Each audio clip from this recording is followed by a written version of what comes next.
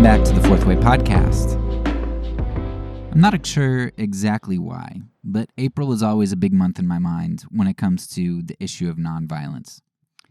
I think a big part of it has to do with the fact that two of the biggest nonviolent actors that most people probably think of would be, at least in recent memory, would be Dietrich Bonhoeffer and Martin Luther King Jr.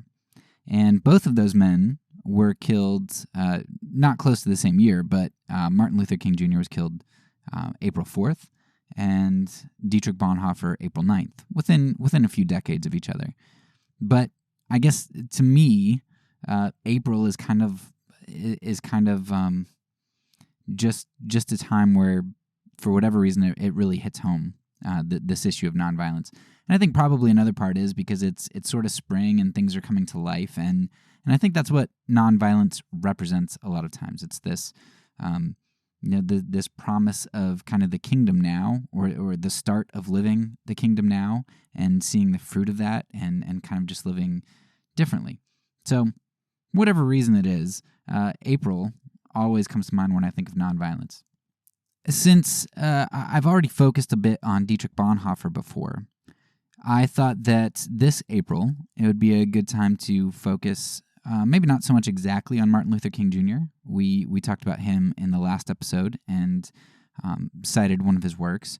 But since King was big into civil rights and working nonviolence out there, I thought at least taking the first two episodes in April surrounding King's death, it would be good to focus on some of the black voices. And in this season as a whole, my goal is to bring you voices from the past, hearing them directly, less of me talking, and more of hearing the voices of others. Now today, we're going to talk about W.E.B. Du Bois. Now I know I said his name DuBois in an earlier episode, so I do want to correct that a little bit. I've always heard it said Du Bois. So in the heat of the moment, why did I say DuBois in that last episode? Well, tell you a short little story that kind of tells you how my mind works. So I'd worked in Mexico City before, and when you're down there, you say, when you see tortilla chips, you don't say tortilla, you say tortilla, right? Or if Amarillo, Texas, Amarillo is the color yellow, but it's amarillo. So it's very difficult. And then in Romanian, same thing. When you're trying to relay names, do you say Bucharest or do you say Bucharest? Brasov or Brashov? Like, what do you do? And I thought that maybe, like in the heat of the moment, when I was looking at Du Bois's name, I was like, I don't know if that's really how you say it. Like, is everybody basically saying Du Bois like we say Amarillo, and it's not really how you say it? Was it really DuBois? Because that's what it looks like. That's how it seems like you should say it. And so I went with what I thought was the authentic, which is how you authentically say it in French.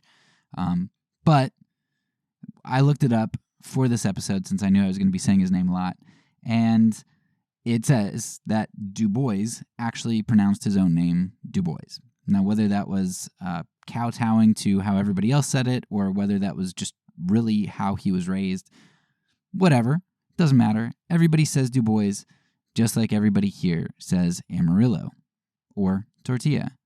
So we're going to go with Du Bois because that's just how it's going to be. And that's how Du Bois thought it should be. So today we're going to be talking a bit about W.E.B. Du Bois. And not really talking much about him, but actually just reading an excerpt, chapter from his book on the souls of black folk.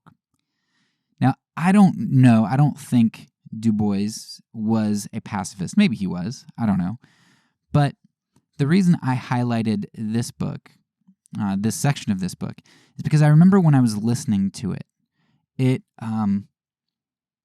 what really stood out to me was in the very first chapter, as Du Bois was talking, I heard the things that he was saying, and I was like, oh my goodness, This is basically like you could say the same thing about our culture today.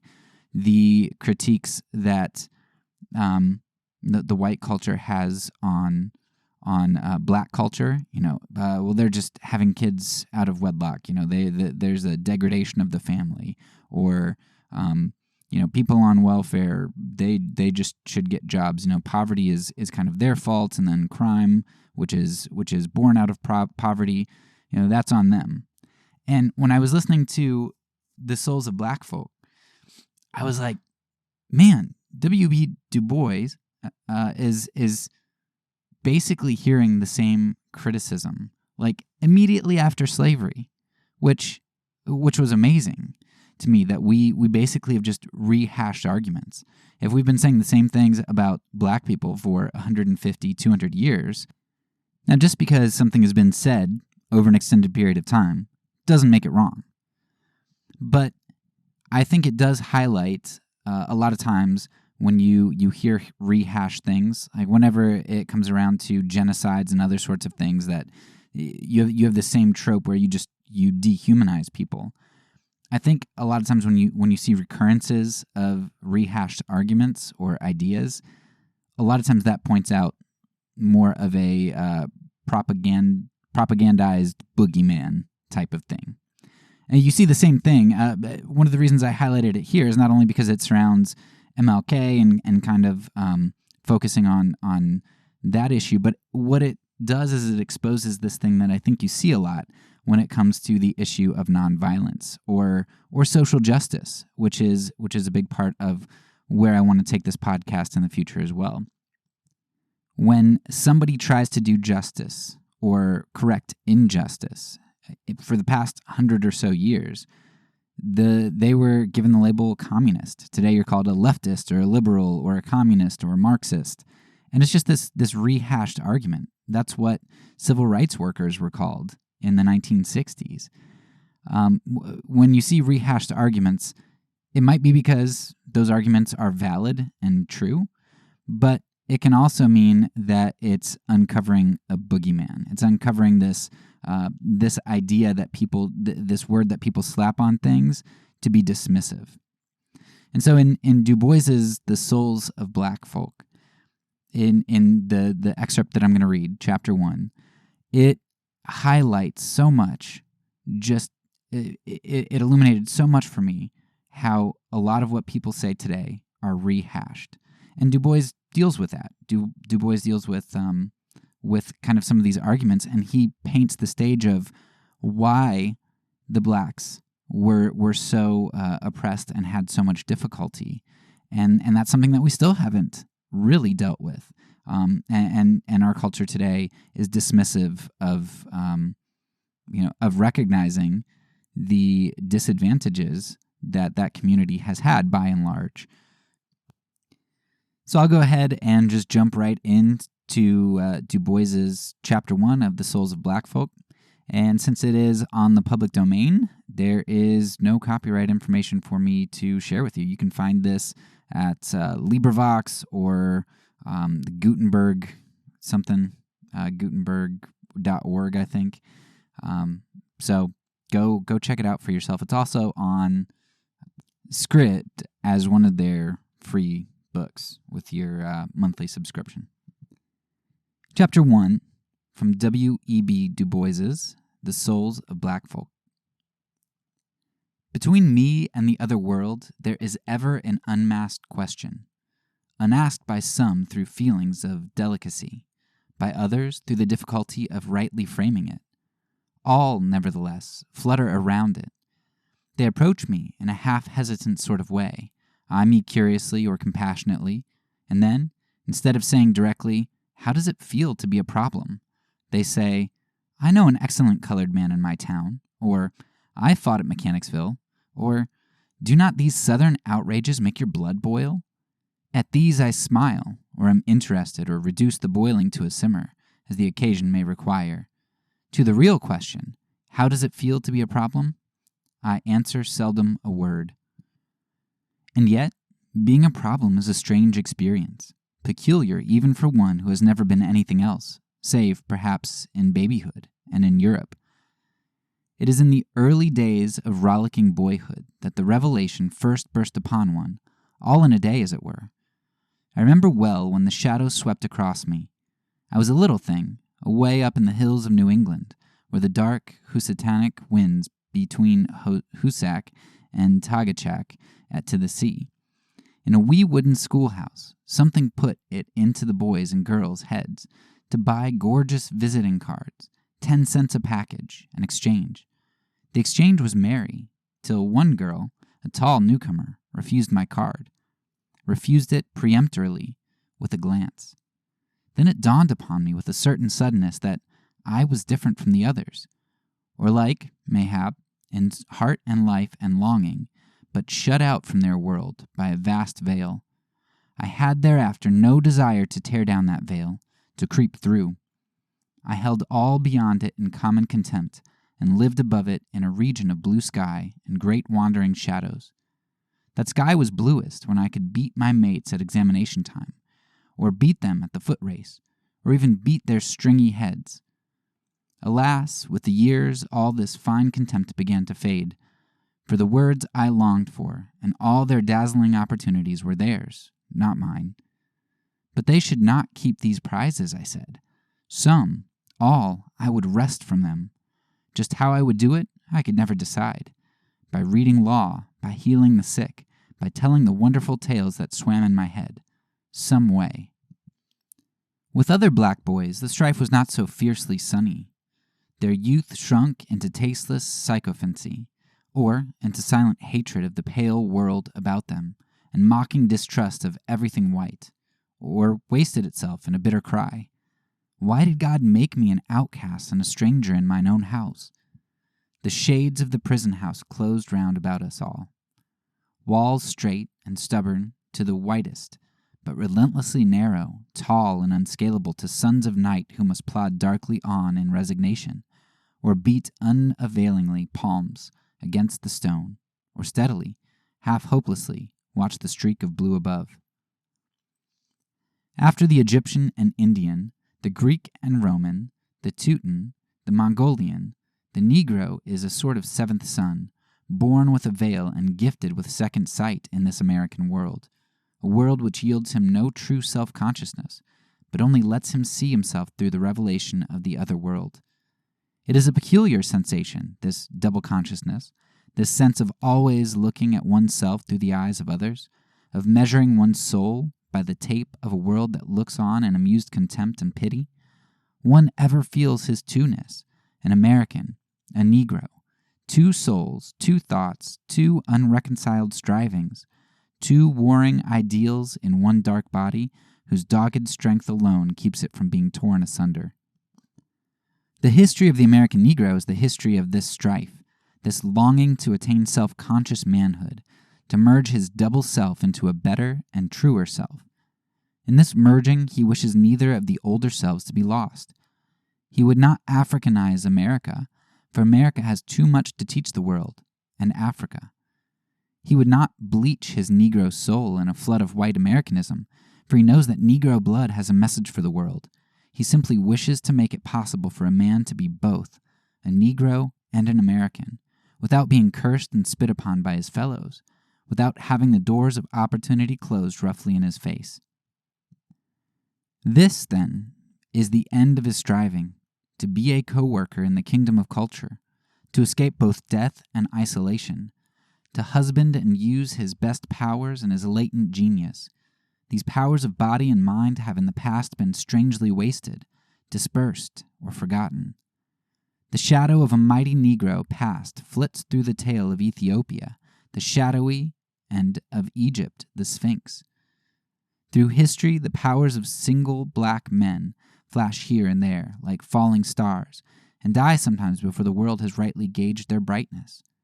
Here in America, in the few days since emancipation, the black man's turning hither and thither in hesitant and doubtful striving has often made his very strength to lose effectiveness, to seem like absence of power, like weakness. And yet it is not weakness. It is the contradiction of double aims, the double-aimed struggle of the black artisan, on the one hand to escape white contempt for a nation of mere hewers of wood and drawers of water, and on the other hand, to plow the nail and dig for a poverty-stricken horde, could only result in making him a poor craftsman, for he had but half a heart in either cause.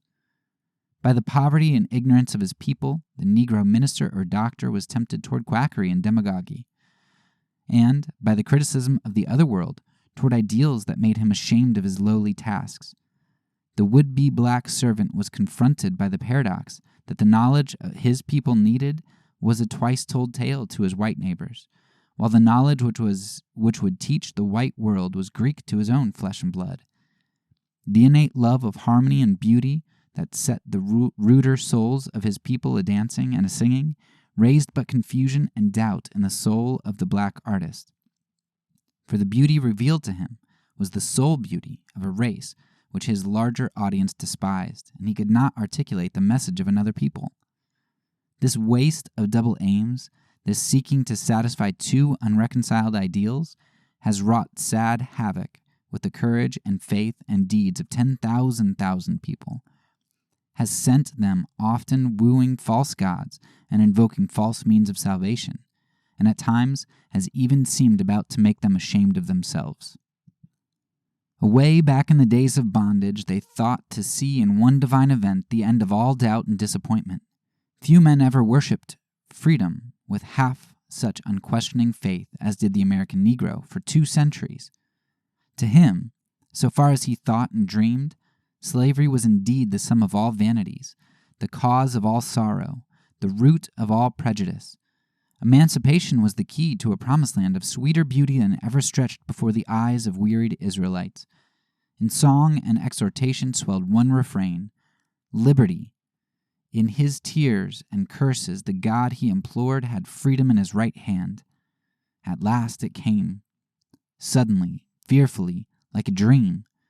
With one wild carnival of blood and passion came the message in his own plaintive cadences. Shout, O children, shout, you're free, for God has bought your liberty. Years have passed away since then. 10, 20, 40. 40 years of national life, 40 years of renewal and development, and yet the swarthy specter sits in its accustomed seat at the nation's feast. In vain do we cry to this our vastest social problem. Take any shape but that, and my firm nerves shall never tremble. The nation has not yet found peace from its sins. The freedman has not yet found in freedom his promised land. Whatever of good may have come in these years of change, the shadow of a deep disappointment rests upon the Negro people. A disappointment all the more bitter because the unattained ideal was unbounded save by the simple ignorance of a lowly people. The first decade was merely a prolongation of the vain search for freedom, the boon that seemed ever barely to elude their grasp. Like a tantalizing will-o'-the-wisp, maddening and misleading the headless host.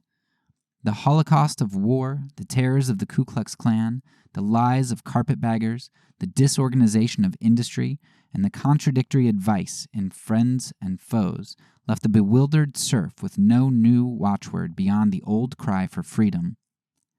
As the time flew, however, he began to grasp a new idea. The ideal of liberty demanded for its attainment powerful means, and these the 15th Amendment gave him. The ballot, which before he had looked upon as a visible sign of freedom, he now regarded as the chief means of gaining and perfecting the liberty with which war had partially endowed him. And why not? Had not votes made war and emancipated millions?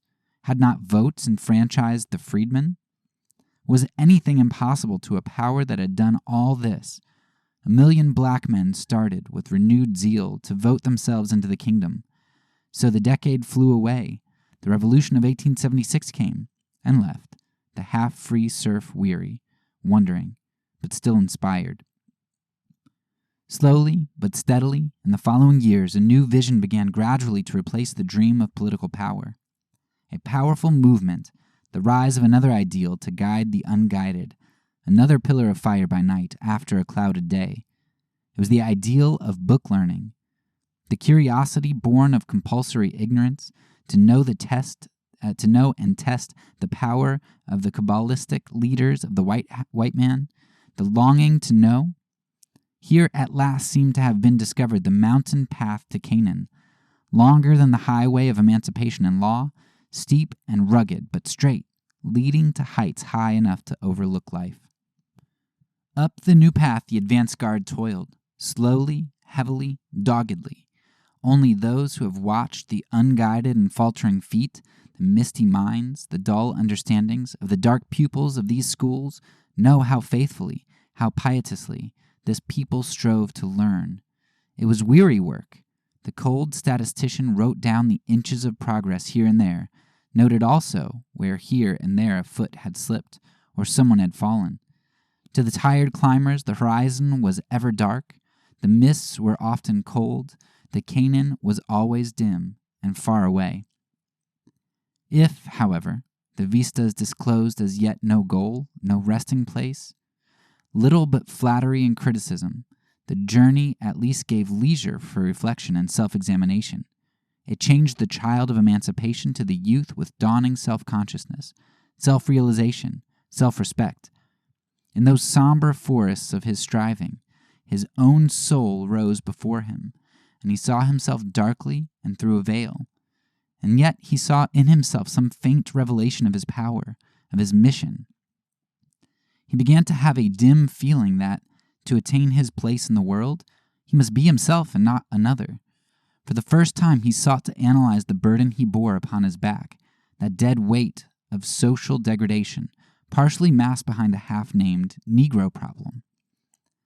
He felt his poverty, without a cent, without a home, without land, tools, or savings. He had entered into competition with rich, landed, skilled neighbors. To be a poor man is hard, but to be a poor race in a land of dollars is the very bottom of hardships. He felt the weight of his ignorance, not simply of letters, but of life, of business, of the humanities. The accumulated sloth and shirking and awkwardness of decades and centuries shackled his hands and feet. Nor was his burden all poverty and ignorance.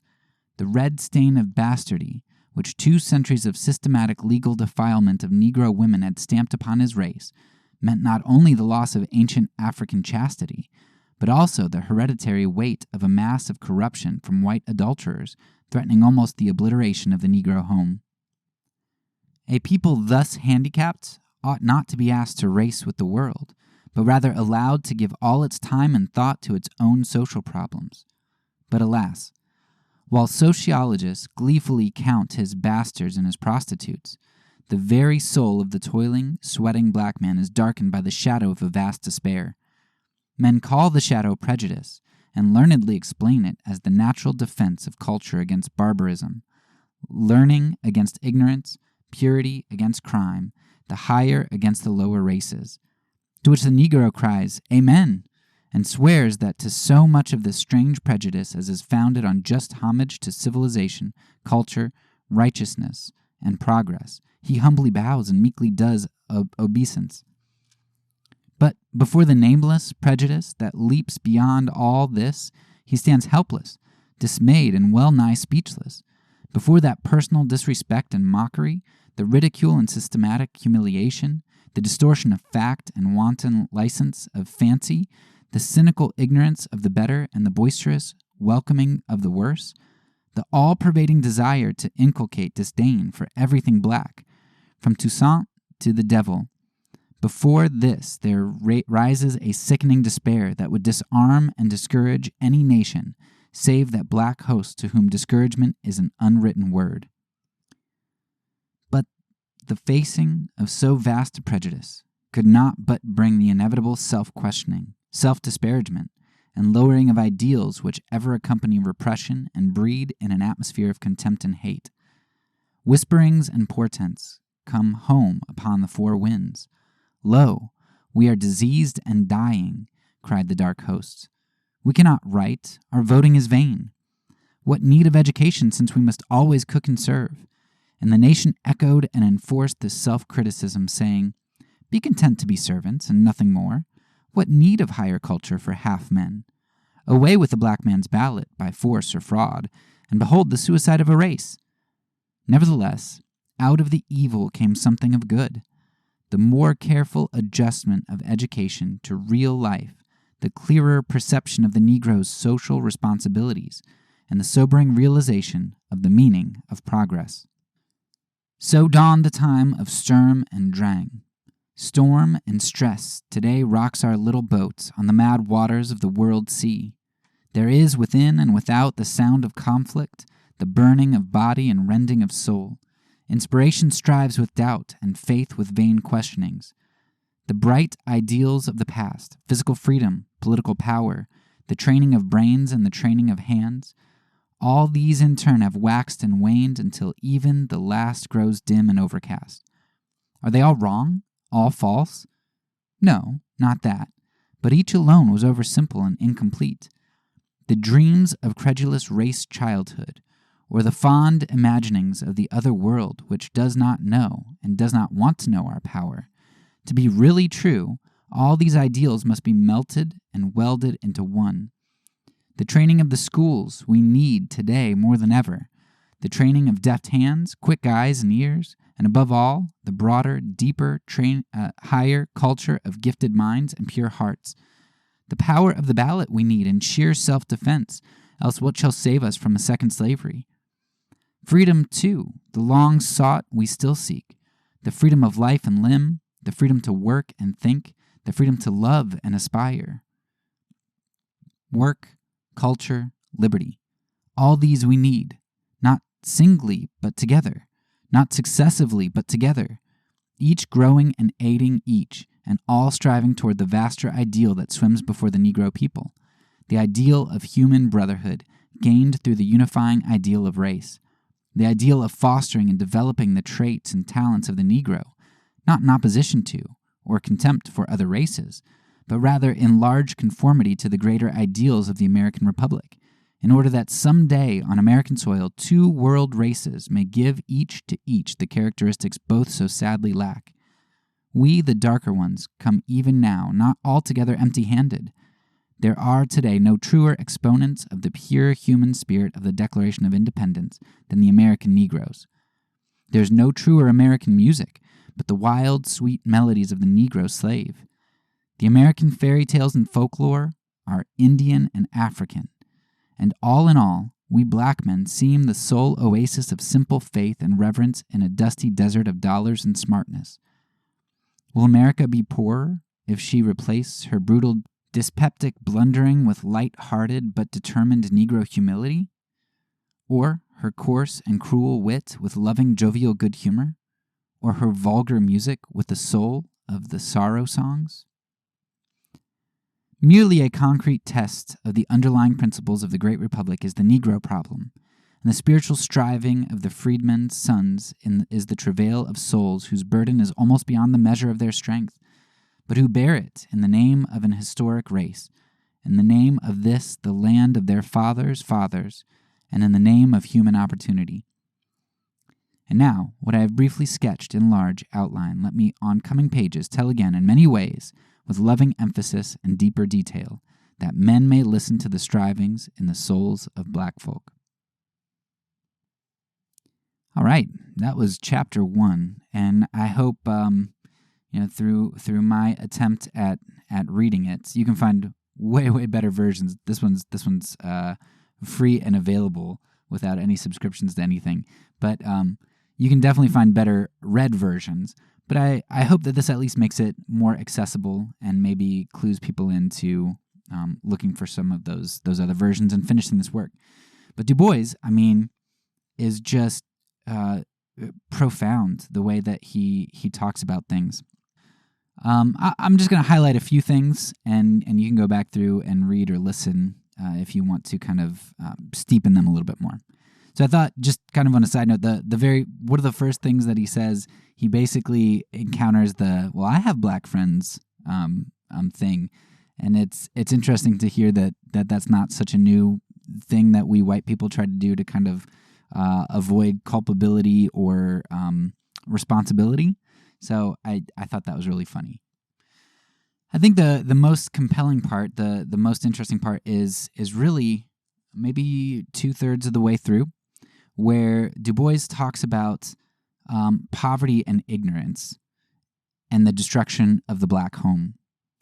And that's something that I guess he was dealing with right back then. But it's interesting because those are the exact things that you hear white people, especially conservatives, talking about in terms of their issues with why there isn't so much systemic racism, and really it's the black people's fault. And again, we all make choices, and so not to discount that some people make choices in which they are bearing responsibility, but it's interesting that DuBois answers this by saying basically, hey, look, white people, you're the reason we're in poverty in the first place. And then we get out and you make us free by declaration. And what? We're all of a sudden like we have opportunity. It's like, no, we're in a race that's late. I forget who it is, but one of the writers, I don't know if he's quoting somebody from a long time ago. I think somebody from the civil rights era, but it basically says, hey, look, we're in a 100-meter dash, and you started 50 meters ahead of us. Like, what do you expect to happen? So it's interesting that DuBois, of course, shows, look, we're in an unfair competition, and you start us out in poverty. And same thing with ignorance. You're like, oh, you poor guys, you just need to be servants. Well, it's like, well, we need to be servants because we're ignorant, but we're ignorant because you wouldn't let us learn anything. And even if we weren't ignorant, even if we didn't have this helplessness in terms of education, if we do get an education, what does that get us? Because you keep us away from the ballot box anyway. And don't we need the ballot box? I mean, look what it's done. It brought the war. It brought emancipation in DuBois's mind anyway. And so obviously voting has a lot of power. So we want that power, but we can't get it without education. And even when we get education, you bar us from it. And then on to the destruction of the homes. He says, so, you sociologists, you guys count your bastards. You basically, you have sex with the black women, right? Your slave masters through all of these centuries have raped our women.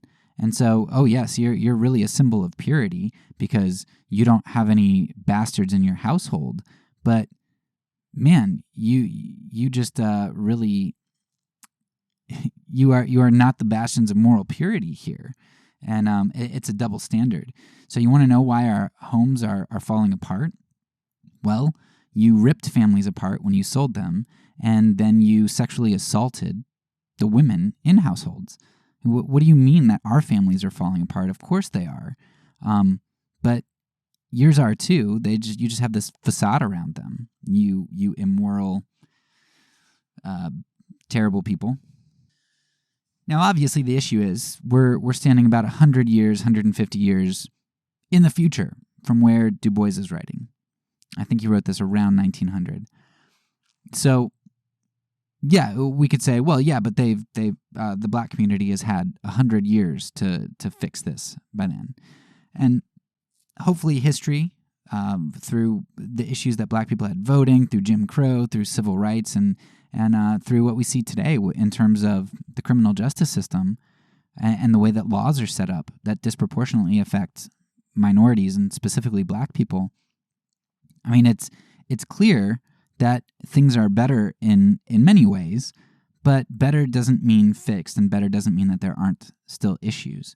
And I think DuBois can help us to kind of sift through that and recognize that there was a problem way back then. The same problems that people identify today as excuses of why racism isn't real.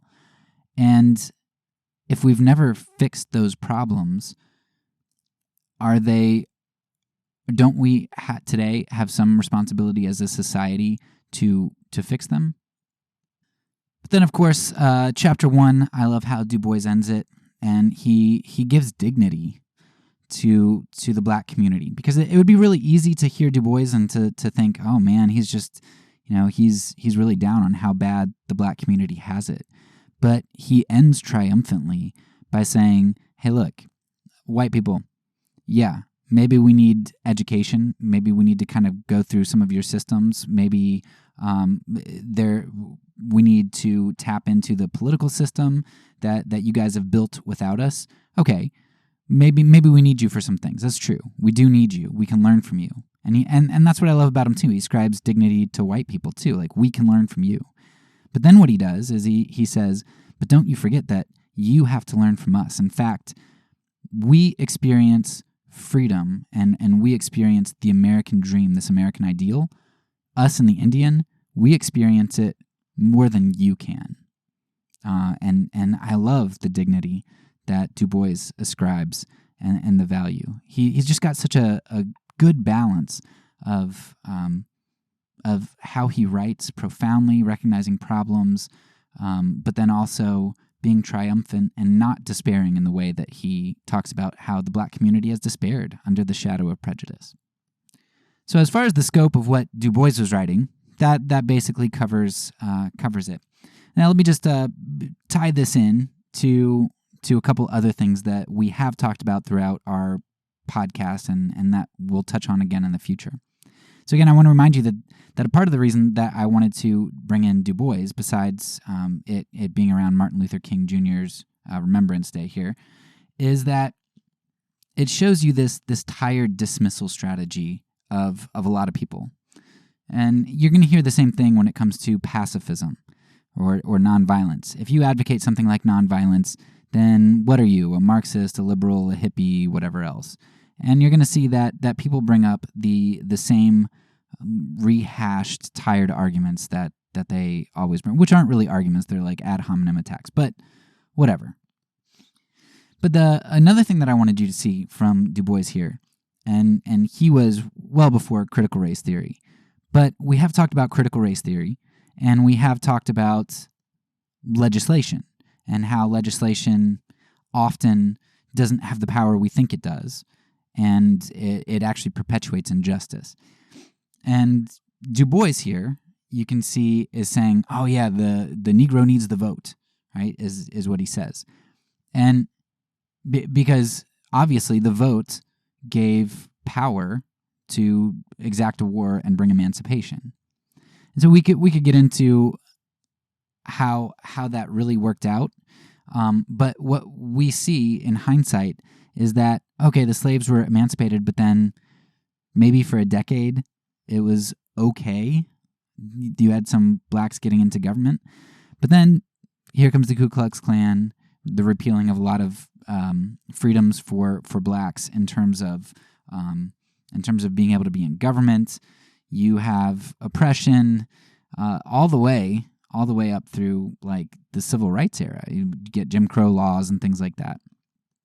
And then, of course, now we just incarcerate. So you just have different forms of slavery. It goes from slavery to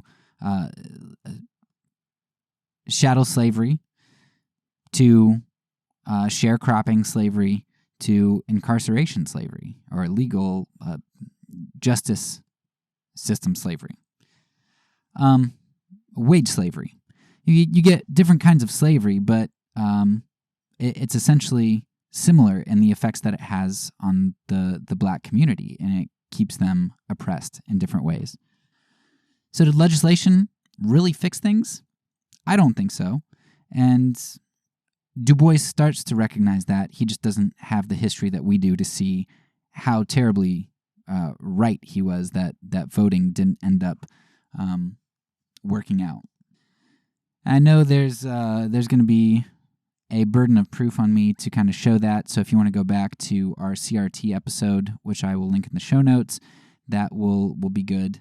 And also in next season, I'm planning on talking about government, and I hope to make a larger case for why the government shouldn't be the answer, and why I think DuBois was misguided on the power that he was going to get from government, or his pursuit of that.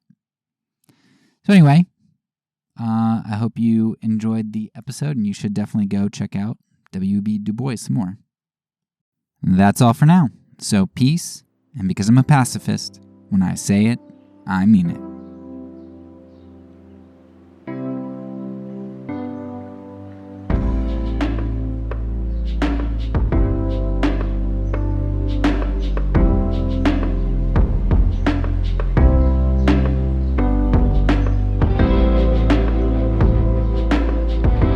This This podcast is a part of the Kingdom Outpost Network. Please check out the links below to find other great podcasts and content related to nonviolence and kingdom living.